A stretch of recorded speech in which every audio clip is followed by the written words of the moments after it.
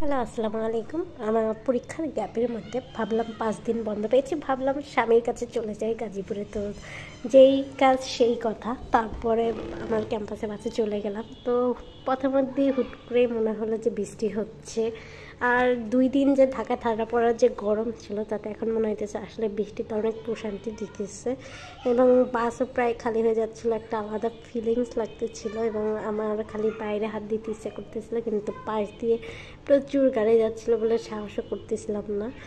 এবং আজকে সাধারণত এরকম দিনে গাড়ি খুব কম খালি থাকে। সাধারণত আমি গাজীপুর যাওয়ার সময় সিট পাই না বললেই বলা যায়, কিন্তু তাও এইবার যে পেয়েছি এটা আমার লাক বলা যায়। আরও বৃষ্টির জন্য আমার জানলার পাশে বসতে ইচ্ছা করলো। দেন কী করলাম, দেখলাম বৃষ্টি অনেক বেশি বেড়ে গেছে, আরও আমি ছাতিও নিতে যাই। আমি যখনই গাজীপুরে যাই তখনই মেনলি বৃষ্টি নামে, ছাতি নেওয়া হয় না। আমার এত ভালো লাগতেছিলো, বৃষ্টিতে ঠান্ডা বাতাস লাগতেছিলো।